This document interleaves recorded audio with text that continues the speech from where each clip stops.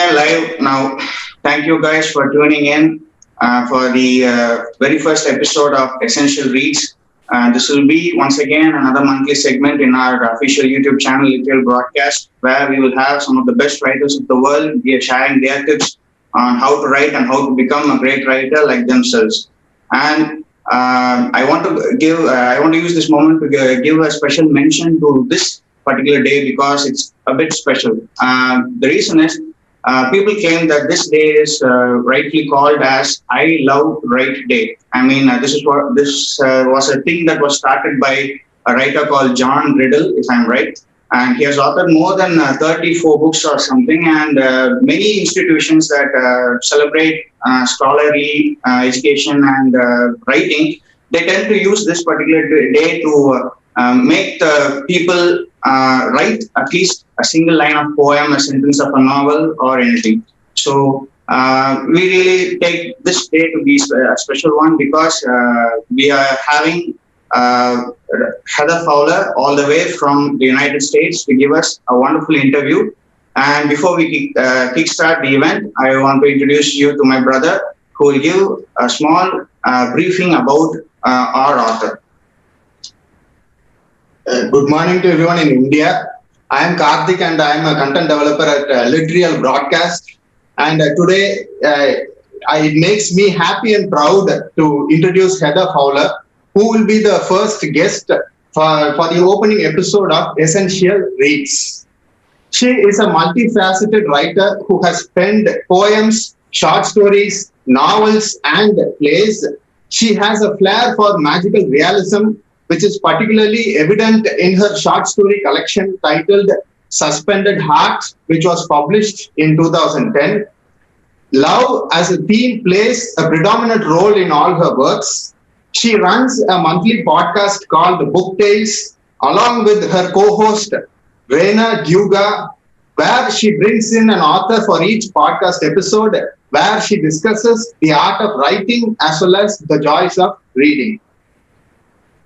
I found out a quote of Heather Fowler from Goodreads.com where she talks about writing. She says, what matters the most in writing is as follows. She says, and I quote, what matters is that you follow your own internal compass for the body of scholarship, poems, plays, stories you want to create, not whether anything you make wins awards or prizes. Create, do it again, and let nothing stop you. You want to be a writer, so write, write, write. No excuses. It is a rarity to find a grounded artist, and Heather Fowler is one such person. Thank you. And now it's time for the much awaited interview by Dr. P. Sashikala, who will be the interviewer for this segment. And I hand over the session to you, ma'am. Hello, a warm welcome to the guest of the day, Heather Fowler, and the audience, the viewers in YouTube. It's really a pleasure to have with you amidst us. And Karthikeyan has given you a wonderful introduction. So I think we could straight away go ahead with the interview. Heather, ma'am. Yes, that sounds great. Thank you so much. We are so happy to have you amidst us today. I'm delighted to be here. I appreciate you inviting me.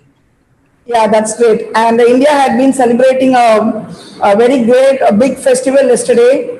So I would be really happy and grateful to the audience who have gathered here to listen to your interview. It's going to be a real great informative session for all those people. So how is Corona there right now, ma'am? I'm sorry, can you say that one more time? I couldn't understand. How is COVID? What's the impact? Coronavirus. Yeah. Oh, it's a big impact for us right now. I live in Southern California, so we're just north of the Mexican border. Okay. Right now, we're at what they call a purple tier, which is a pretty dangerous tier. It's a lot of people are getting the virus right now, so everyone's being very, very careful. The travel is restricted. I'm sure you're experiencing some of the restrictions as well. And so it's a serious business. Actually, what's interesting is, of course, all of us are watching the news and tracking it. And I think I have a story about to release in Feminist Studies about the coronavirus. So it's already impacting, the creative work that's happening. Yeah. That's a bit serious stuff indeed. And people are still working from home. Some people are very lucky. It's definitely showing the class divide between people who can afford to or have a job that will allow them to work from home. And other people are finding that they have to be at their job if it's a food service job or sometimes the delivery jobs and things like that. So it's very variable by what people's careers are, if that makes any sense. Yeah. Okay, I'm very lucky, yeah. So let's get into the core of it, the program, the event, interviewing you as a writer. So you're going to share all your experiences here, what brought out the writer in you and so on. So writing is not everyone's cup of tea. How would one recognize the writer within? What will you deem as the basic prerequisite to be a writer?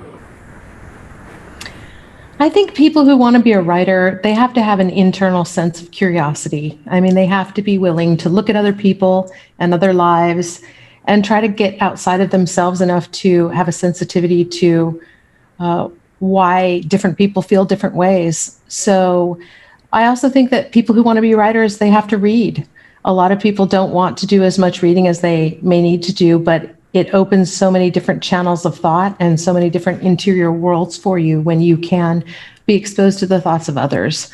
So I think an openness, a curiosity, a willingness, but also being a writer means getting rejected a lot. So if you can't handle it, then that's probably not going to be the best place for you to be, which is not to say that there aren't a lot of sensitive people who are writing right now, but it is to say that it's a difficult field in that respect, So curiosity leads to observation, and perseverance helps a lot in overcoming all the rejection that they face in their life. That's good. Yes, or you have to get lost in the work. You have to decide that the work is powerful enough that what you're doing is important, and you have to kind of have your own sense of what keeps you motivated and what excites you about what you're doing. Because if you're constantly looking to other people for approval or worried about how they feel, you're not going to write the most exciting work. Yeah, that's true, ma'am. That's true very much. And moving on to the next question. The stories in your collection, Elegantly Naked in My Sexy Mental Illness, is an attempt to differentiate true mental illness from what is natural and normal. When does a simple crush become an obsessive desire? At what point do we decide that these paranoid thoughts in our head are no longer innocent, no longer healthy? Right. I think that the collection was really exploring that idea quite a bit, because it is a very fine line sometimes. You can have something that seems perfectly sane and normal, but it can rapidly slide into something that devolves. Like I have stories in the book that are just showing that people who have a mental illness, that doesn't mean that it's governing their life in every moment, but it does mean that if it's governing their life at a dangerous moment for others, that's when it becomes particularly difficult or precarious. And I think that there's so much variance in the way that people consider mental illness in terms of the levels of severity that, there are some things that are obviously notable. For example, if someone kills someone and they're somewhat psychopathic and they feel absolutely no remorse and there's no ability to empathize with others, that's obvious. That's different. But if you're on a sliding scale of a jealousy or an obsessive compulsive disorder or something of that nature, many times things can situationally lead to action that may or may not be a lifelong illness. And so I think I really wanted to have sympathy for people who struggle with intense mental issues, whether they're continuous mental illness or whether it's situationally driven. So, it's a kind of a deep psychological study that you should have done then. Yes. Mm-hmm. When I was writing that book, actually, I was being stalked online. So, so it was difficult because I had people who were sending me all kinds of messages from their cat personas, from all kinds of different accounts. And some of them were kind of scary. And I realized that I had been dealing with people who obviously were not living in a normal mental space. And so what's funny is I was doing a short story marathon and I decided, I'm being stalked, so that's feeding itself into my work. So I have enough stories now that where I've researched this content, I should make a book. And then as I went to go make that book, I realized that somehow traveling around the lake, I had been writing about people with various mental illness for the last 15 years. So then I realized I had too much content for one book. Which is kind of funny to not realize that was a theme until there was so much work that it was undeniable. You have given a detailed description about the work behind this short story collection. And your stories reveal the small but essential truths that motivate sex, love, and tragedy in relationships. Was it your real relationships that provided you stuff for such content, or was it wholly imaginary? Absolutely both and neither. You know, when you think about these things, every time you write a story that's truly meaningful or that feels intensely real or true, there's something in it that's true. But as to whether the relationships involve real people or fabricated people, it's always a blend of those things.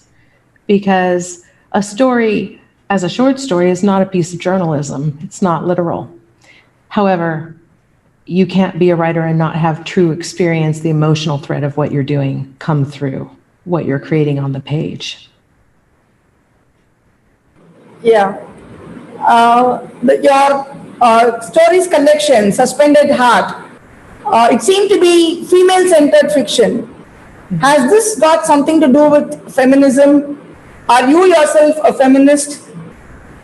Absolutely. What do you say about this?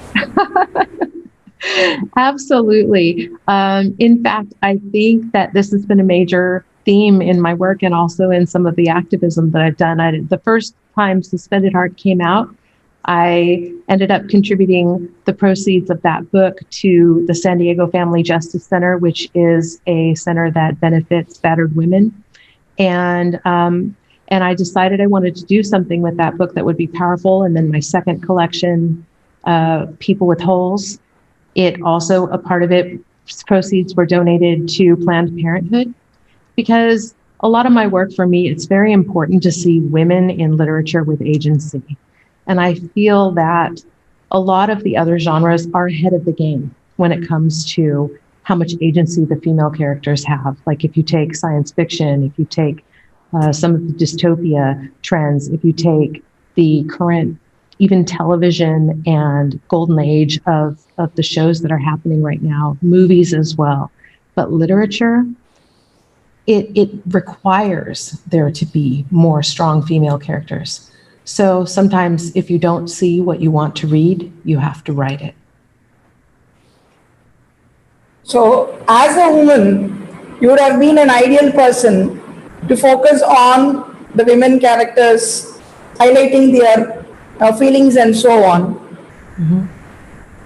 Yep. So to the next question, your Suspended Heart is filled with sensual and satirical stories. A completely different range they are in. Was it because you wanted to have a variety in your writing, or did you want to attract readers of different tastes? Suspended Heart being that this is something that you'll see a lot, I think, with people's debut collection when they have their very first short story collection come out. And that's that they don't have maybe the breadth of experience of the writing that they have. So for young writers who are just starting their career or they're putting some stories together, a lot of times they're very playful. They're finding their voice. And What happened with me for that book actually is, at that time, I was not thinking I was going to generate book after book. I was not thinking I was going to have this sort of prolific career that I turned out to have, or that I'm working with right now. And so I had a couple stories that were enjoyed by someone who became an editor of a press. And then that person essentially had given me some encouragement. And then I pulled all of these stories together and I said, I have a lot of stories. And I have a lot of stories of this kind that are kind of a magical type of story. So the stories that are in Suspended Heart have different voices and different playfulness because that's what I wanted to do. I didn't want to be pigeonholed down to one thing. And also because I was really experimenting with voice, which I've done for a number of years. But I think that it always depends with collections of short stories, how that story was gathered when the author decided to put it together. For example, I have the collection People with Holes that came after Suspended Heart. It was all of one piece. I wrote it all in one stream. So the stories were definitely related and connected and felt more of a cohesive single book volume. But again, if you take a story collection and you gather it by theme, then sometimes you're going to have some variance. So I think that actually you're just seeing kind of the range of my style when you look at the different types of things that I do. And I'm unapologetic about it. So there was like a really a mixed variety actually, to speak the truth. And in your ghost play, you have used the setting of a graveyard as the location for all the events. Is there any significance behind choosing such a setting? Oh, definitely. What's really interesting about the ghost play, which is called Tombstone Love Poem, is that that play is an adaptation that was written based on a short story that is situated in a collection that I have not yet sold, but I will be selling hopefully soon, because it'll hopefully be the next one. I have some stories coming out from it pretty soon. And that collection is entitled Temporary Ghosts. And so every story in that book has a different interpretation of the afterlife. So I was doing a lot with ghosts, and I was doing a lot with loss and with memory. And these are some of my hobby horses too. How is intimacy created? How is it broken? Why are people we meet for 5 minutes sometimes more important to us than people we've known for 6 years? What is it about some people that's so electric to the other person, but then, maybe other people aren't as exciting to them? And so the idea of ghosts and of who they remember, what they remember, where they're going when they leave the corporeal form, all these things were just so fascinating to me. So I'm actually very excited when that book comes out, because it's definitely a mental challenge and a puzzle, and it's very playful. So yes, the graveyard is very substantive in that story, in that play. However, the premise of that is that all of these souls are bound to the bones of the body, are bound to so that's kind of the conceit of that play, of that story.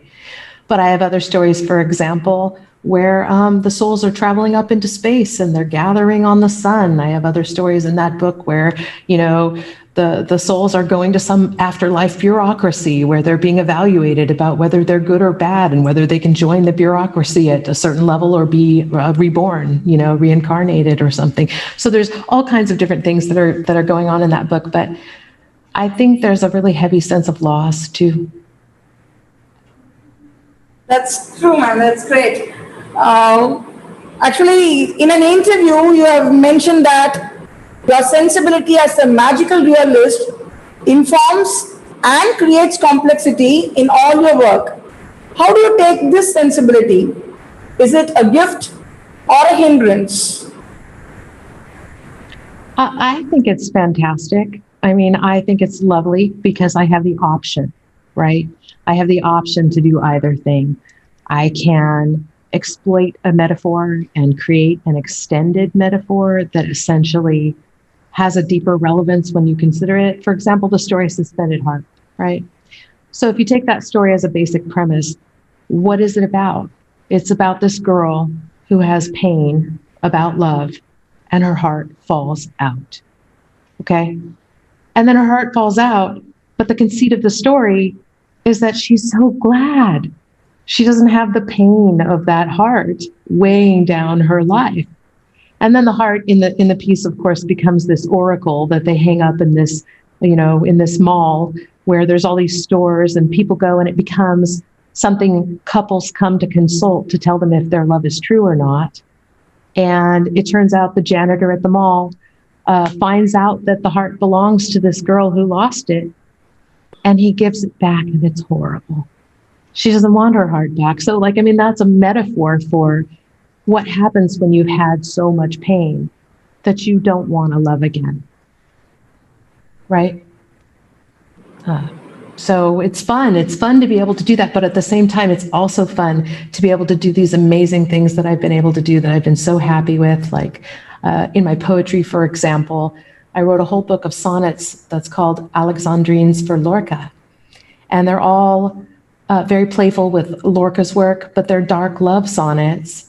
And they're very realist at the same time as using this wonderful imagery that I'm playing with another author in order to create something that is a conversation. So if you're a magical realist, you can see things in a different way, and you can allow yourself to do things that to write stories that explore things like the afterlife, explore things like losing your heart and having it fall out in a mall, explore things like, having your skin grow razor blades, or whatever else it is that you're going to do, but you also have the potential of being very serious. So that has taken you to that feel again, I believe. Your voice has changed. You could sense that magical realism right now. It appears to be so. Magical realism is your genre of expertise.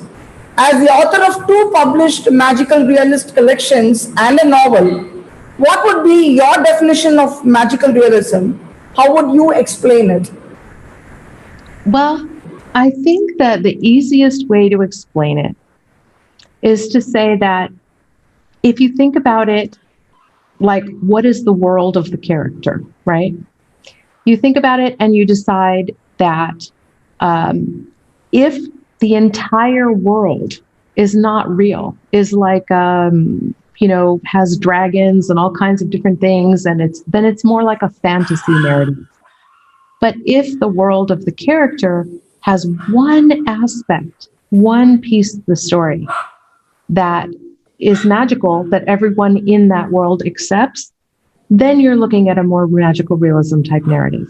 So the reason why there's magical and there's realism is because there's both. So if you see both of those things, you can do really innovative and fun things with that work. And magical realism being your area of expertise, you have also stated that magical realism is a kind of a psychological fiction. In what way do you think they are similar? How do you connect them? Well, I think that anytime you're exploring something that has an element of symbolism to it, then your reader is reading it on 2 to 3 different layers, right?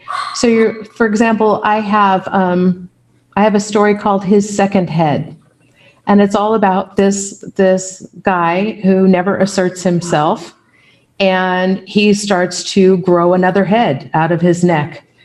And then when the other head grows, the other head starts to talk, and people start liking the other head. So then he essentially has 2 personalities on one body warring for control, right?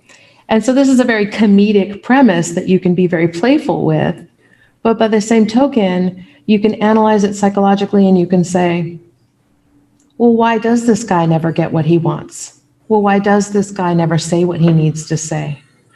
Well, what is this other personality that's another head in the story, if not the true voice of the individual that the man never lets speak, right? So you got to think, okay, well, what is this also saying? This is also saying, like, how do you take control of your life? In what way are you going to move the chess pieces in order to get what you want? And so it's very much an exploration of that too.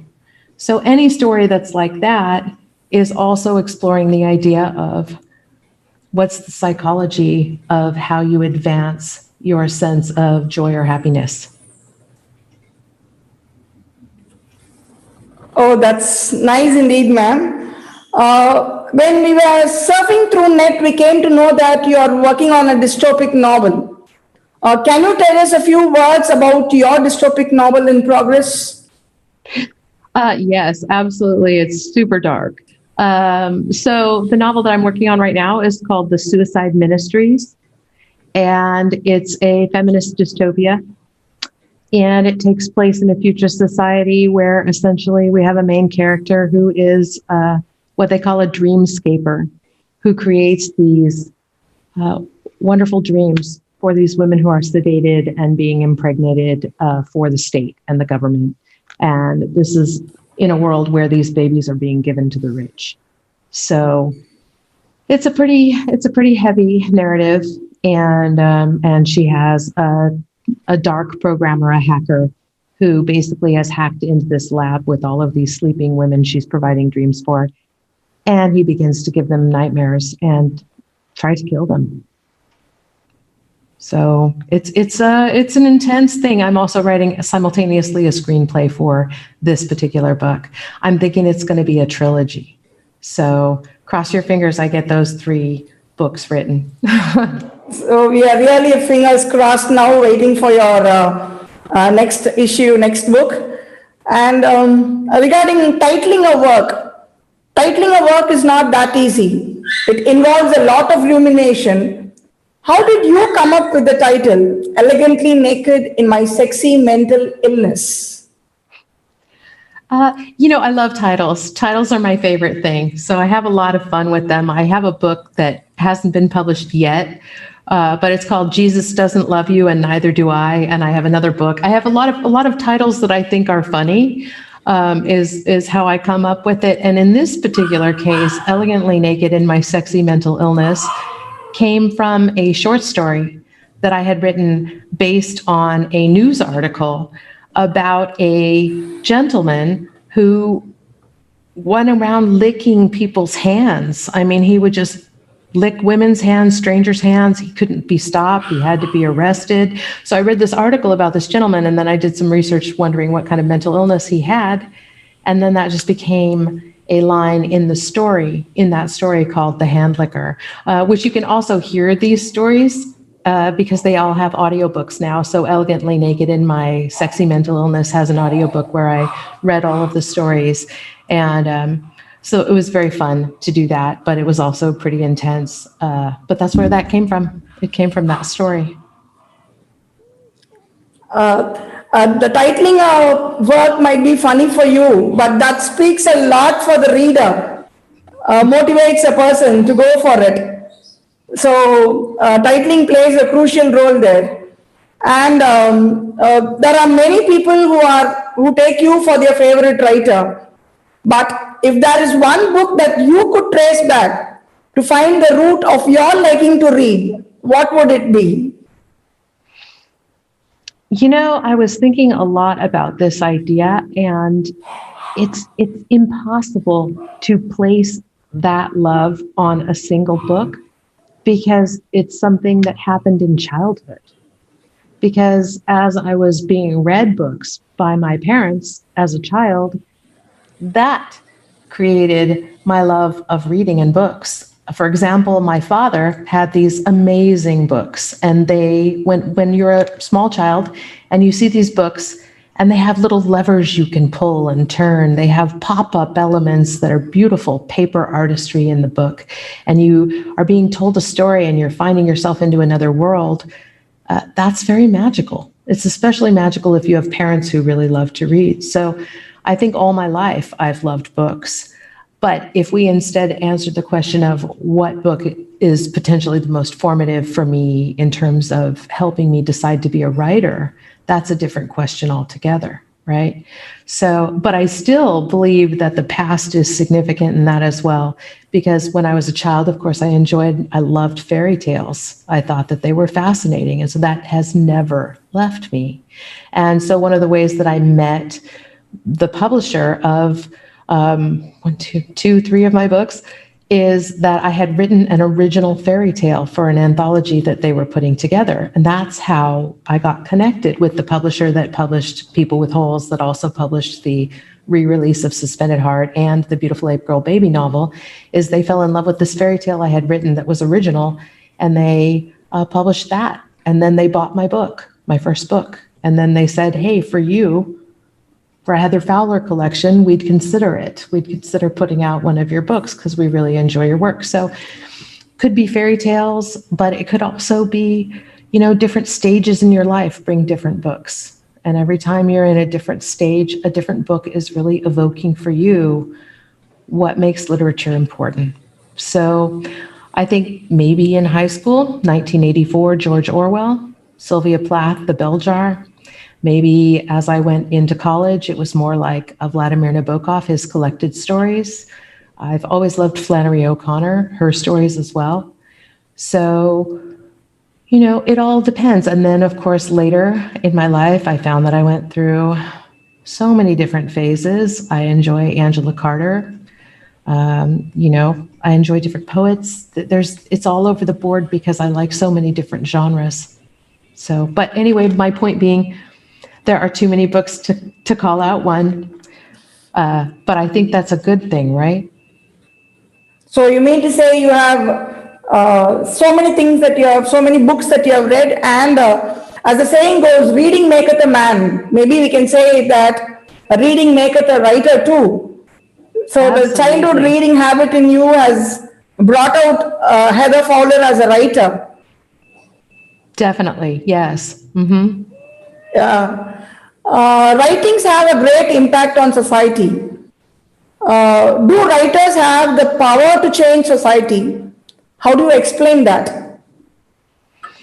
I think so, because I think that if you look even at the very recent events of Margaret Atwood's The Handmaid's Tale coming back to popularity, for example, and becoming that television series, I believe it's on Netflix, that politicized feminist narrative became so substantively in the image repertoire of the public that when the Trump administration in America started to do a lot of things that were really going to be prohibitive toward women, or pointing people to posts that were going to be oppressive toward women, you can even see people wearing the costume to make a point. So if you've got people in the real world wearing handmaids costumes like Margaret Atwood's TV series to make a point, then you can see literature is even right there being referenced in the real world about real situations. And so I think that writers have the ability to shape minds. I just yesterday was watching a television show that is a series I've watched, several seasons of. And this is the Grey's Anatomy show by Shonda Rhimes. I'm not sure if you're familiar with that or not, but it's a show that has a lot of doctors. And this is the first season where they're addressing the COVID crisis. Well, if you look at that, that's still writing. It's still creative. It's still fictive writing, creating the show. But they are taking this writing for television and using it to create empathy for those in the medical field right now who very much need the support of the public to reduce the amount of crisis coming through their ERs. So that's huge, right? If you can write a show that changes the way people think about the world and about what they're willing to do to help their neighbor or others, then you've done something extremely substantial. Of course, writers do have a vital part in shaping the minds, as you told right now. And writers generally, they have their role models at times, trying to imitate, or they themselves get influenced by the writings of some people. So in that case, is there a writer to whom you would want to live up to, whom you have set as your real standard? Yeah, I think that the idea of live up to has a lot of different facets to it. So what would I like? Would I like to be as prolific as Shakespeare? Sure. Yeah, that'd be wonderful. Would I like to be as deep and as thoughtful as Nabokov, for example, because he's one of my favorites? Yes, absolutely. Would I like the language to be as evocative as Anne Carson? Yes, yes, I would. You know, would I like to be as humorous or entertaining as some of the authors that I've read? Yes, absolutely. So I think that, but what's really great about being someone who enjoys reading, and particularly it was mentioned that I have this podcast, and I do have a podcast called Book Tales, and it involves creating a custom cocktail for a book, and then we're helping authors promote their new book and letting them read from it. But we are doing that for modern living authors right now, and it's kind of wonderful because I feel like you can fall in love with a different author every week. You can find another book that gives you that sense of inspiration, something you want to model, something you want to achieve. So do I look up to somebody or, want to live up to anybody? No, but I want to write as well as they do. So it's not a single person in particular, but you want to gather almost all vital factors you find in many writers. You want to pull them together and bring it out as Heather Fowler, taking the traits of important or quality work. Yes. Right. So moving on to the next question. In general, the protagonists reflect the thoughts in a writer. How do you describe Beautiful, the protagonist of your novel, Beautiful Ape Girl Baby? Beautiful Ape Girl Baby is such a fun character. She was a really delightful character to write because she is a magical realism character. If for those who aren't aware of the book, she's born kind of resembling a monkey, and she lives on an estate, and her parents have provided all of these paid friends to make her think that she's super beautiful, very interesting. So she's been raised to have this huge amount of confidence. And in a sense, that's an even more tragic book to write because you have someone who thinks that the world revolves around them. And the reader knows, as the reader is reading the book, that her world is going to come crashing down when the judgment of the real world encounters this character. So I think that this character was so much fun because she could be very over the top. She's definitely not like me as a person, but she is making fun of things that are going on in society and also at play with sex and gender roles. So that was something that was really important to me to do with this book.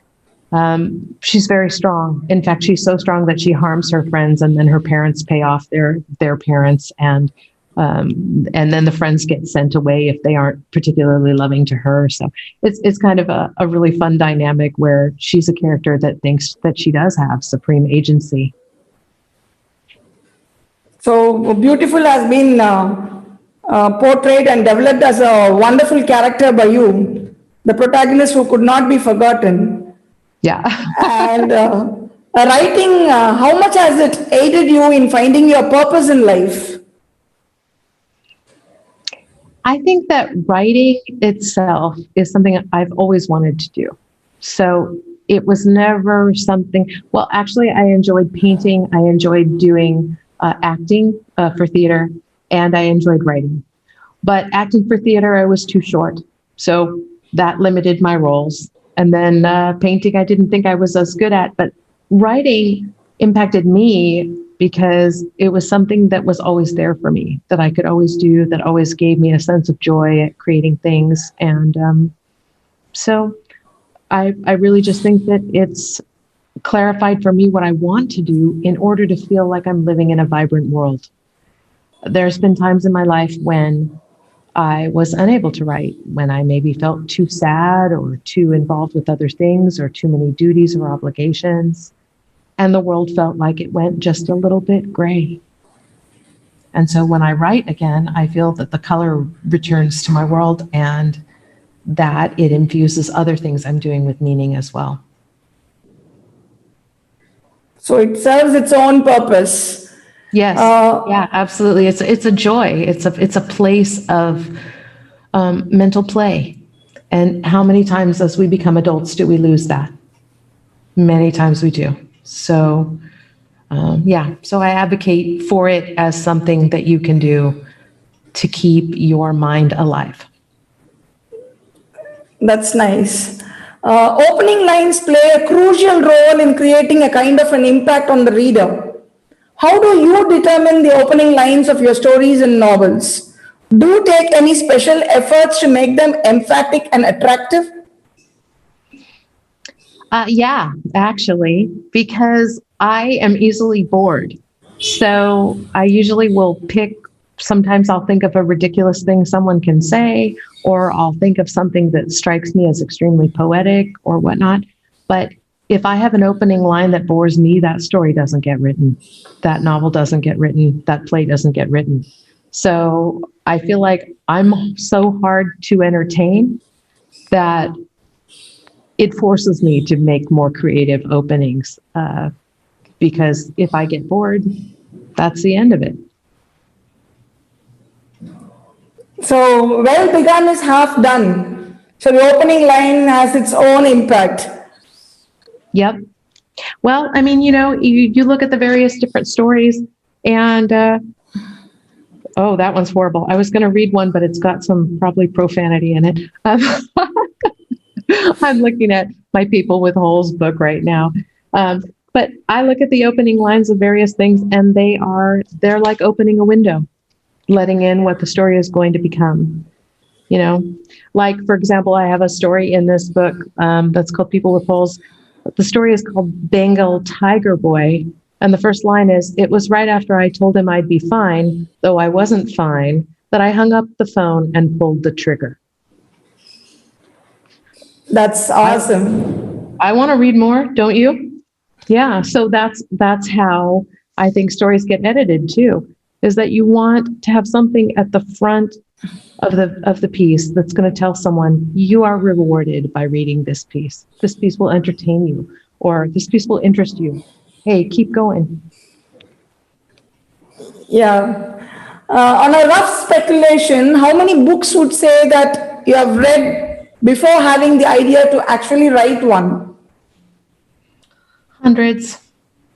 Hundreds. Yeah, because I started small, I had a very small foot. When I was in junior high, I started writing little poems. I would write very small things, but I was not thinking I'm going to write a book. A book was this huge thing, right? And then in college, I started writing stories, but I only wrote a few. And in my undergraduate career, and then I decided I wanted to become a writer, so I would go to a graduate degree. And in that, I ended up having to write a thesis. But that didn't feel like a book to me because it wasn't cohesive like a book. And what had I been reading was these amazing works of literature. And so when you're a new literature student, some people might have a huge ego, but I never did. I wasn't thinking I was ready. So until I wrote several hundred stories and read all of these books in the meantime. And then I said, oh, you know what? This is a book. And ever since I started putting books together and writing books, you can't stop. Then you're like, oh, here's 12 more books. This is great. A writer has to play a dual role as a reader as well as a writer. Yeah. So you need to involve yourself with this work for a very long time, spend most of your hours on reading as well as writing. Yeah. Mm-hmm. Do you think modern day writers have a possibility to earn an assured living just by the labor of their pens? Yes and no. And sometimes, it's interesting because I think, can writers make a living just by the labor of their pen? Yes, absolutely. What genre are you talking about? If somebody is writing, mainstream, if somebody is writing romance novels, if someone is writing erotica, surely I have a few literary friends who have made more money on an erotica book that's been published in many different languages than they have on their literary work. And they continue to receive checks for that. And, so there are some fields that are more lucrative than others. I look at it like what is the goal of that author, any author who's writing? Is their goal to be famous? Is their goal to be, well regarded? Is their goal to be among the intellectual kings and queens of the world? Is their goal to be entertaining and entertain the masses? And when you look at what your goal is, that's going to tell you how much money you're going to make. More than making money, it's the pleasure of writing that makes one a writer, I believe. Yes. Mm-hmm. Well, let's hope, right? Writing a draft would be much easier than structuring it again and again. Bringing it to the final form is very tedious. It involves a lot of patience from the writer's side. How many drafts do you take to actualize your thoughts into words? I think it all depends on what genre I'm writing too. So like if I'm writing a poem that's like a form poem or something, if I'm writing a heroic crown of sonnets, if I'm writing, a villanelle, if I'm writing a pantoum, if I'm writing something like that, then I think maybe 2-3 drafts usually is when I feel satisfied by the poem.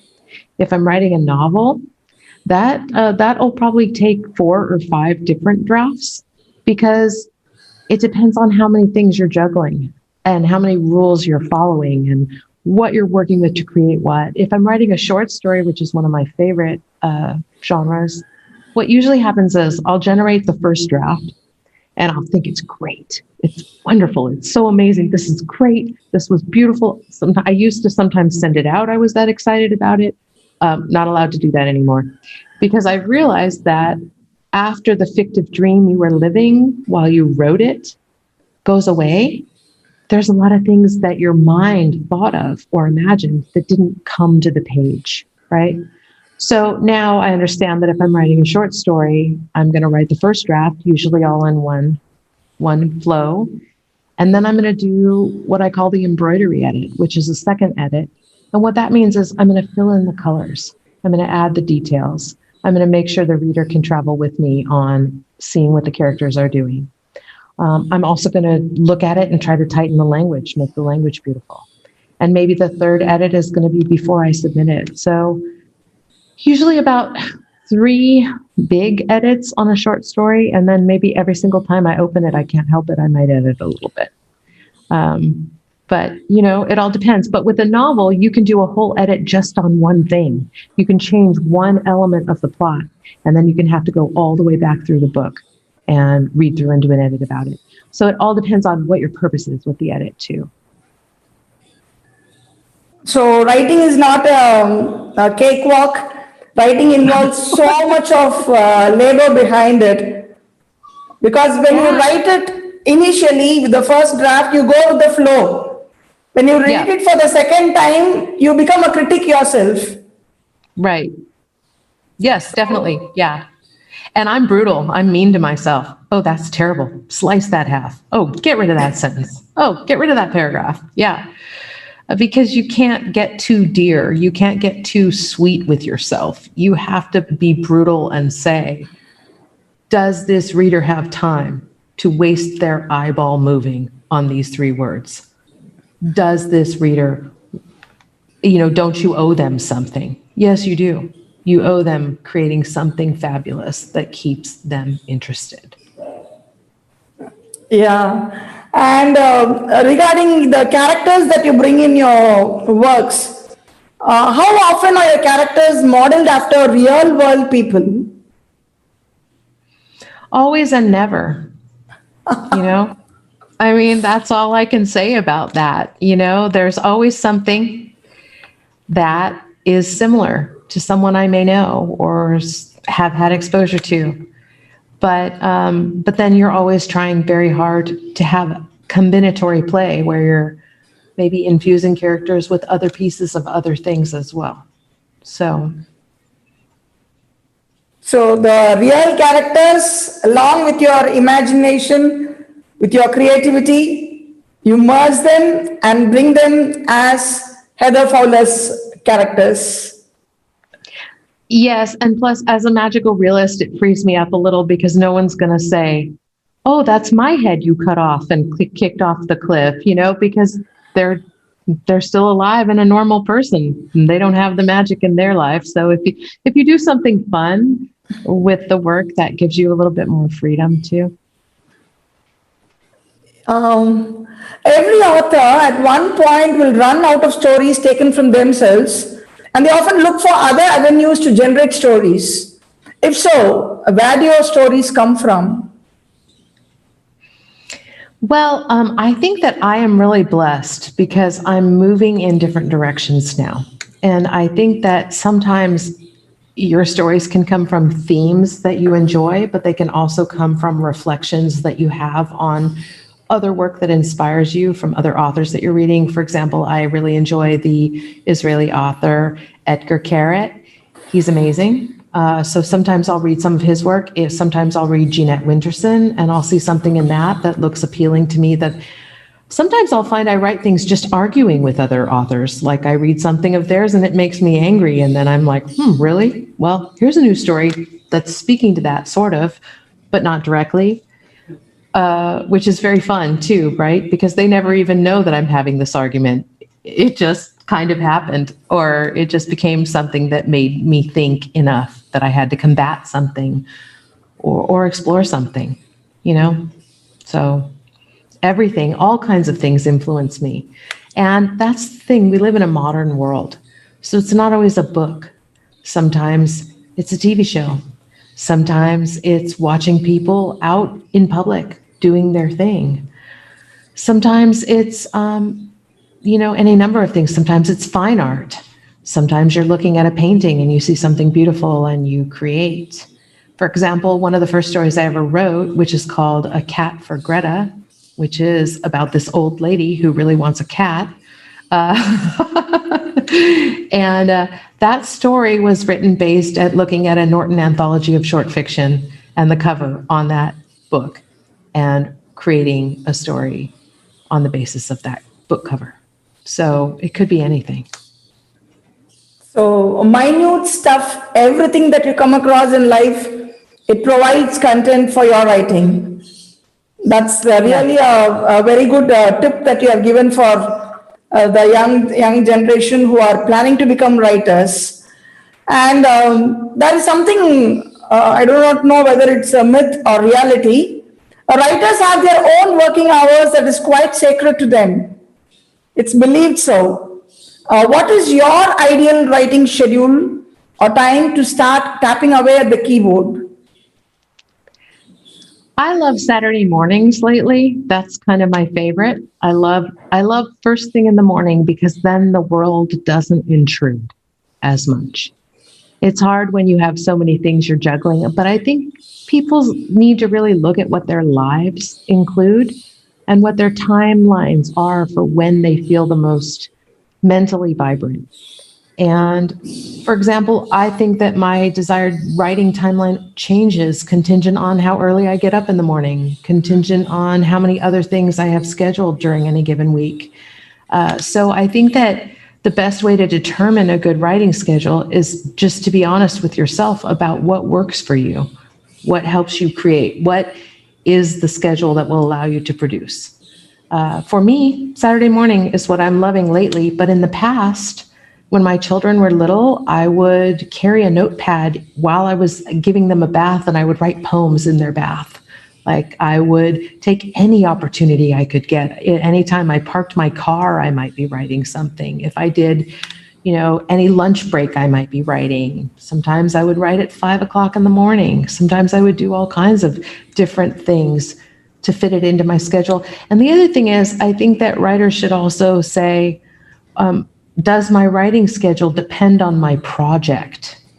Because there are some projects for which you only need, for example, when I wrote the Alexandrines for Lorca, the sonnets, I'd write one sonnet a day. So, or sometimes I'll do a short fiction marathon and I'll write a story a day for 31 days, and then I'll end up with 200 pages of new short fiction in 1 month. But other times I'll be writing a project like, for example, the Temporary Ghosts book that I mentioned that hasn't come out yet. That particular book required weeks of thinking about something until I was ready to write a story. So I really think it depends. I'm also writing a book called Anatomy for Lovers that's very playful, and it's a creative nonfiction book.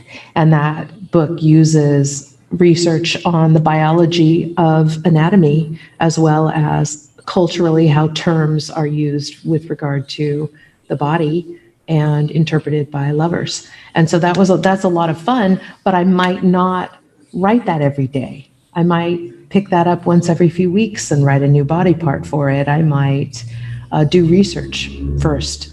So everything depends on the project. And being a family woman and a writer, when your kids were small, you would have found it really tough to balance both the lives.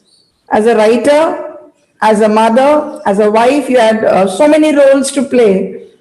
And you should have been an early bird too, since you mentioned that you prefer writing in the mornings. So you should be an early bird, I believe. Yes, I definitely prefer the morning, but it all depends, because when I lived in Northern California, I preferred to write late at night, but that's because my house was so quiet then and I could sleep in. So I didn't get up in the morning. I woke up in almost the afternoon. That was when I was teaching some college classes up in Northern California. And so I loved, my ideal writing window then was 11 p.m. through 2 a.m. That was my favorite time. So I think it's important not to be too judgy about it. I think it's important not to be too restrictive on yourself. I think it's important for writers to think about what works for me. Who cares what worked for somebody else? What works for me, my schedule, my time, my joy. So it varies depending upon the person's schedule and so on.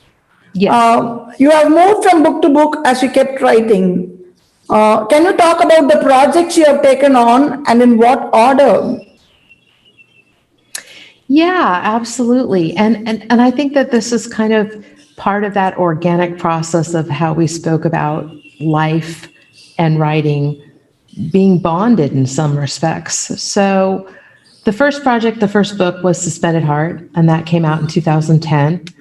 However, it was comprised of stories that had been written, of course, before 2010, because books take a while to come out even after they're accepted, right?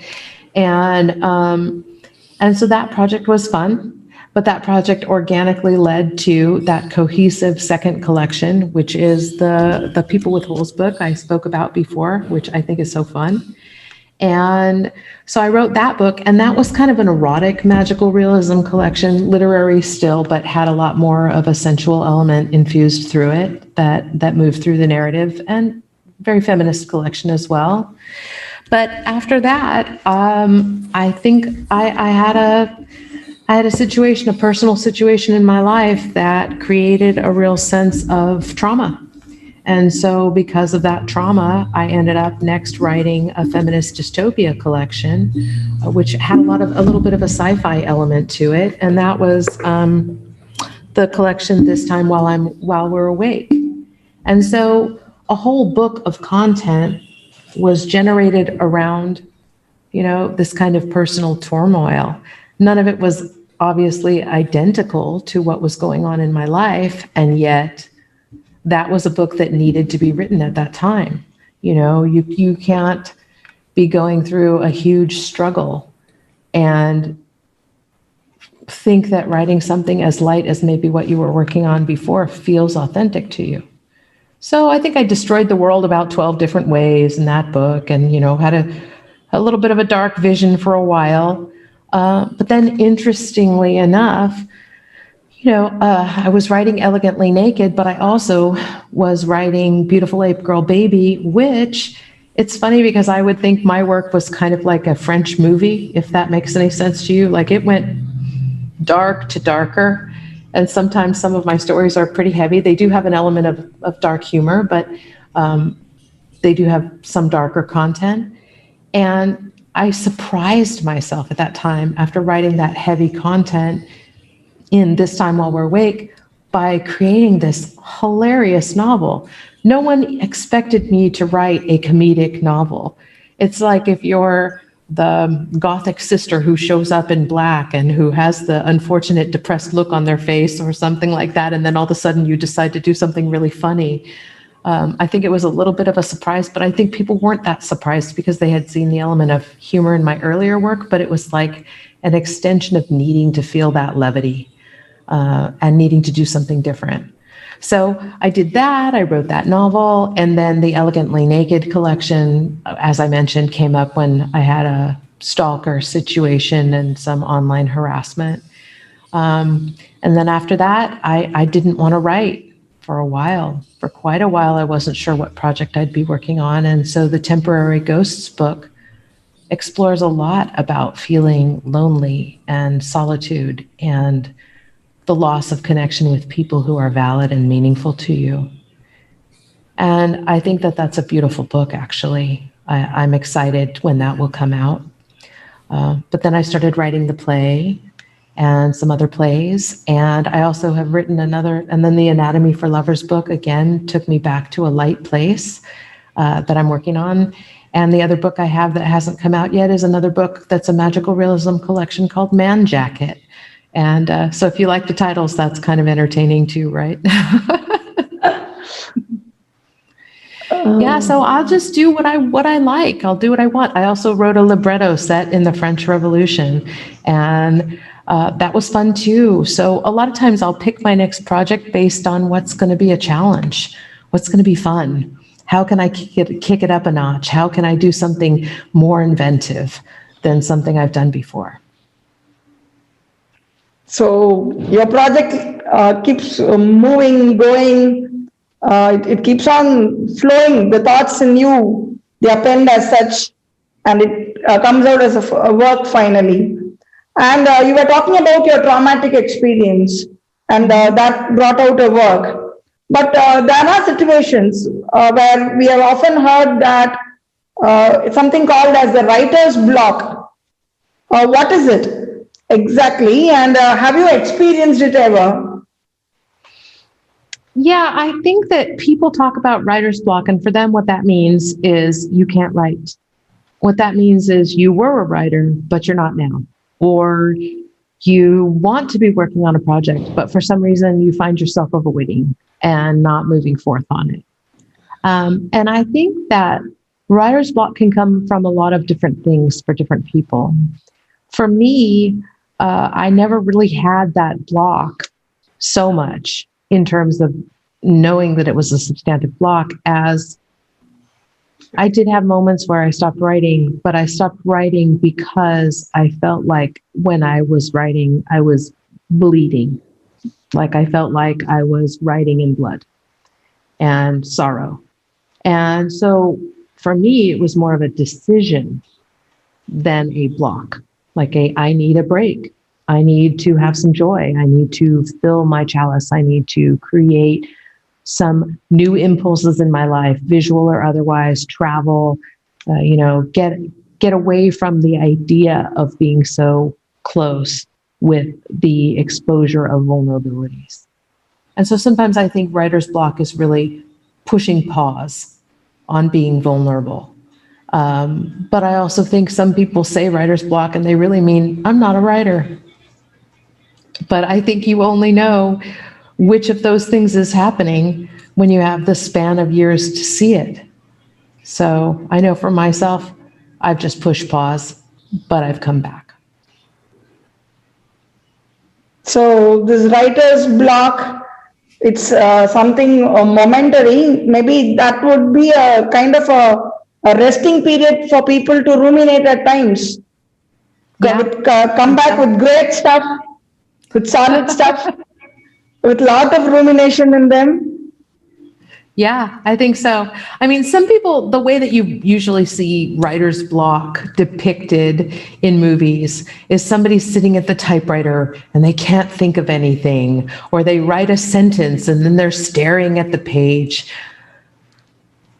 To me, that's not a thing. That's not real. That's a Hollywood construction, right? There's writer's pause, there's writer's lifestyle change, there's writers getting involved in something else, and all of this.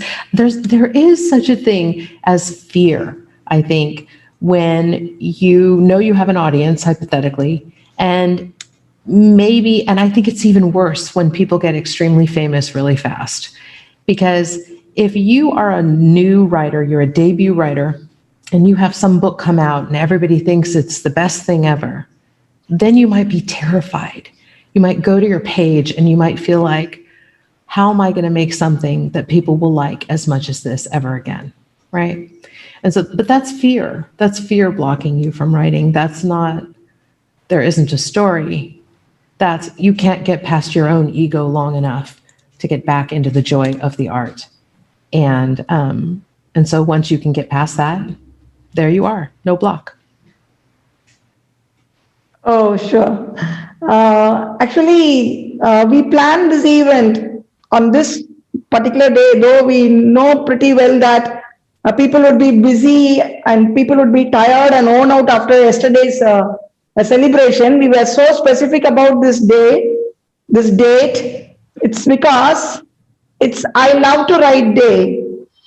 That's how it's told. So this being I Love to Write Day, will you share a golden tip to help the young writers of the day? Sure. I think the most important thing that a young writer can know is you don't know what's going to happen with your future, with your writing, and you don't need to limit yourself. So the most important thing that you can possibly do is think about what you want from the work and how you define success. And if you think about that very, very early, then you will gear what you do toward what you want from the work. And this is an important thing to think about because I've known a lot of writers, some of which very, very accomplished. And if they have won, and many of them have won awards, and they still don't feel happy. They don't feel successful. Maybe they feel like, well, I won this, but I didn't win that. Or I've accomplished these things, but this person got this MacArthur grant, or this person got this Nobel Prize, or this person got this American Book Award, or whatever it is, Booker Prize, whatever it is. And competing does not help you. It does not help your work. It does not help your willingness to experiment on the page. What does help you, though, is saying, okay, how do I define success? Do I define success by having the appreciation of intelligent people who read my work and creating new friendships across the globe? Is that what's success to me? Sure. If that's what's success to you, then work on international collaborations. If you define success by, I need money, I need to be making enough money with my work to make a living, then try to find some mainstream career, find yourself an agent, and get in a publishing pattern that's going to give you the money you're looking for. If you say, what is success? Success is getting an academic job, then write toward that. So it's as simple as knowing what you want. That will indeed be a very useful tip for the writers of the day, the amateurs especially. It was really nice having you with us, giving us an elaborate talk about your works and so on. So questions from our literal broadcast is over, but we have some questions here from our viewers. Can I go ahead with that, ma'am?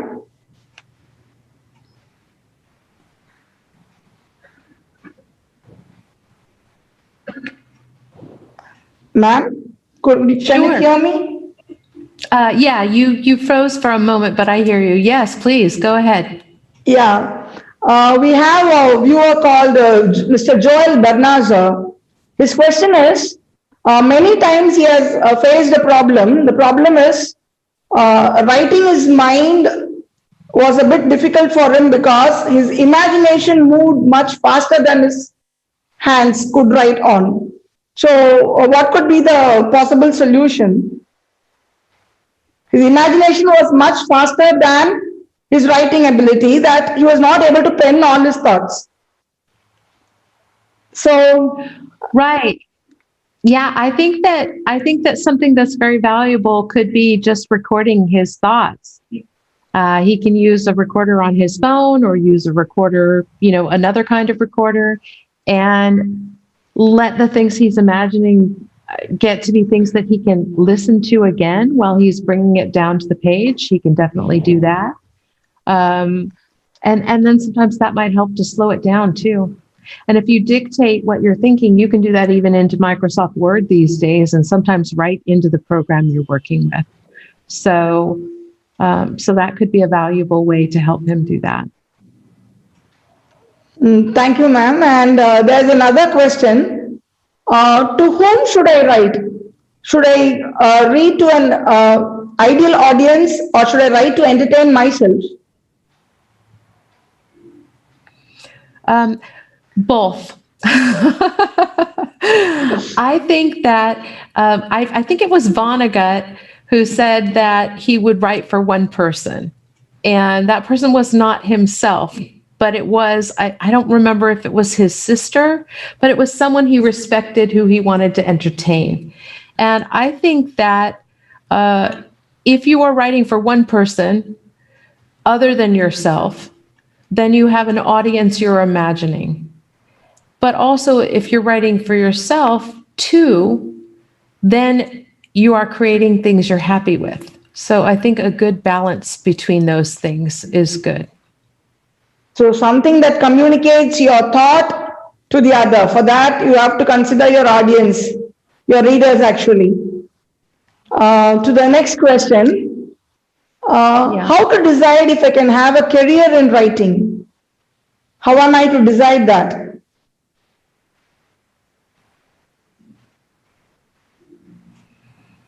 Oh, I couldn't hear you. Could you repeat the question? The question goes like, how to decide if I can have a career in writing? How to decide if they can have a career in writing? Yeah. Yeah. I think that is a personal decision a lot of times, but I would say no matter what you need to do, even if you need to have a career that's other than writing to make money, you can always also write.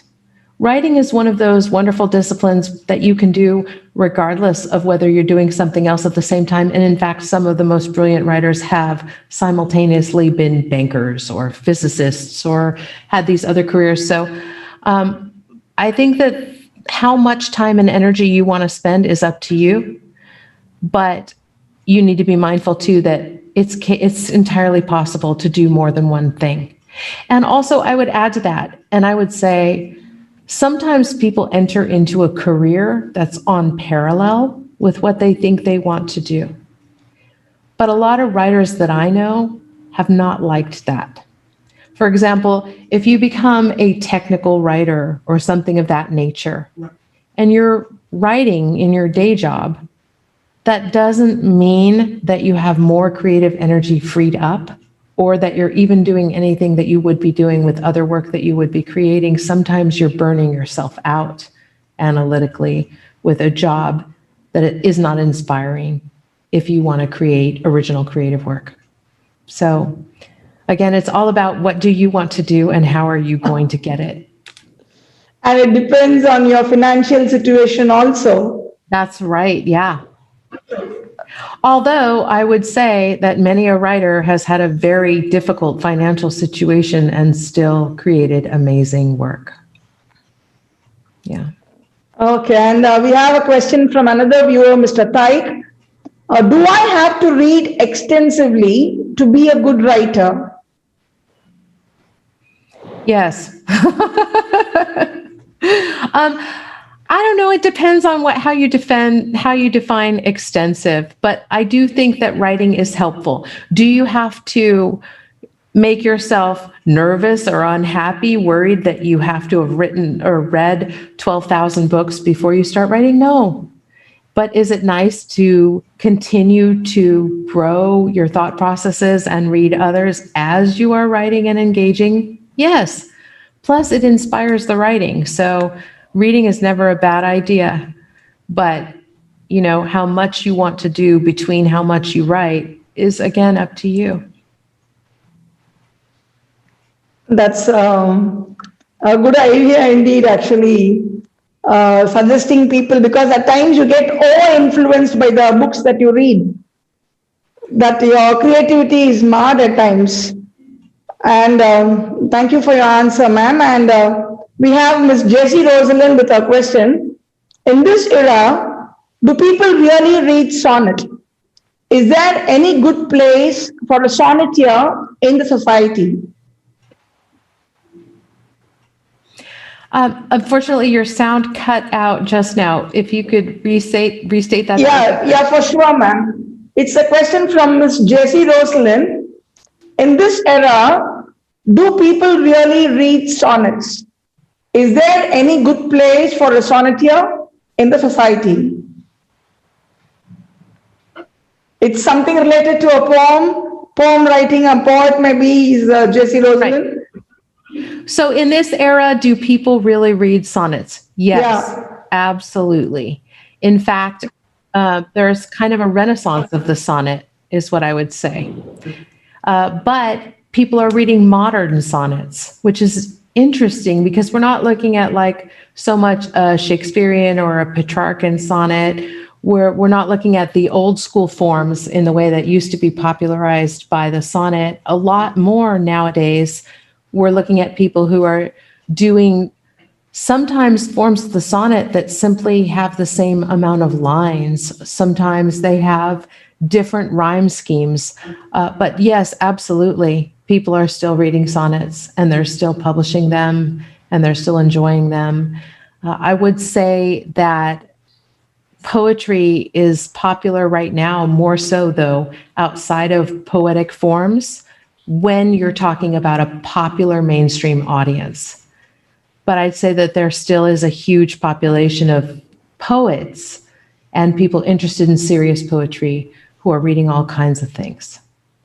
So where can you find them, read them, publish them?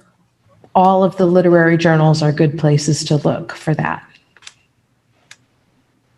That's a detailed information that you have given. And here is a completely different question you have. Can I write 2 separate novels at the same time? Is it possible? Oh, yeah, definitely. Yeah. I think it's possible to write 2 separate projects or novels. It's possible to write 3. It's even possible to write 4. I mean, it just depends on how you choose to organize your time. And right now, like I said, I'm working on editing 2 collections of short fiction that I love. I'm working on finishing the Anatomy for Lovers book. I'm also working on the Suicide Ministries novel, but I'm also working on the Suicide Ministries screenplay. So that right there is about 4 different projects, and it's entirely possible. In fact, sometimes it's very fruitful and amazing to be working on different projects at the same time, because it lets you cleanse your palate, and bring your mind into something else long enough that when you come back into another project that you left for a little bit, you can see it with brighter eyes, clearer vision. Does that make sense? Maybe compartmentalization of thought process is needed there. Yeah. Yeah. But you can easily do it, and it can be extremely rewarding. Many times I feel like I'm working on one project and it informs another. Thank you, ma'am. And we have another viewer, Mr. Shankar. His question is self-publishing a good option for writers who struggle to get a publisher? Self-publishing, is it a good idea for writers who struggle to get a publisher? Again, I think that it's all going to depend on what your goal is. And also, I would say, in my experience, just looking at what other authors are doing, I always prefer to go with a publisher and to get a publisher as opposed to publishing my own work. But that's only because I can see that people who self-publish their own work also have to be extremely skilled at marketing themselves. So when you publish your work, you're encountering a few difficulties. And one of them is, how are you going to find an audience? And how are you going to get your book reviewed? And in what ways are you going to try to drive traffic to it? And what mechanisms are you going to, it's a lot of work for people who self-publish to be successful. Now, can you do it? Yes. And can you sometimes turn that into a larger contract? Sure. But you do need to be able to gain the audience and put the work in to get the book visibility. So I think Mr. Shankar has got his answer. Another thing I would add too is that if you want to be an academic, if you want to be a faculty member, self-publishing and creative writing is not usually the path that you would go, because you need the prestige of some of the things that you could get from publishing through a larger venue. If you don't care though, well, then great. You know, why not do something if it seems like it is not going to be prohibitive in your career path and would be valuable to you? I think Shankar would have got a clear idea right now after your explanation. The next question is, what is the first step in publishing a work? What do you think is the first step in publishing a work? I think it depends what kind of work it is, right? Because if it's a short fiction collection, then the first step is going to be getting the individual stories published, or finding a big enough venue where some of them are published that you can get an agent interested in representing the collection, or get enough of a reputation in the field that you can find publishers who are willing to take a risk publishing your book. So if it's a short work thing like that, then you may want to do that. Also, some other ways that people break in are when they enter contests. And that can be a really great way to get a first book and visibility in getting a publisher. So I would say it depends. Like if you're a poet, you would want to be publishing individual poems, and then you would want to be trying to get a collection published, maybe through a contest or something of that nature, similar to the short fiction. If you write a novel, I might consider entering contests for that too, but you could also just write the novel and try to get a writer's website and other things going that will allow you to have a little bit of a platform, and then maybe go ahead and start querying agents. And then if you can get an agent for that novel, then you would potentially have a publisher that picks up the book. So, but what is the first step? Write the work, right? Number one, write the work. That is indeed is the first thing is obstacle that you would face is penning your thoughts. If penning part is over, I think things take its own course. Things go on. And we have another question from Mr. Joel Bernazar. What can we say to the writers who just write, but they're not interested to publish it? They write for their own satisfaction, something like that. What can you say to the writers who just write, but they are not interested in publishing it?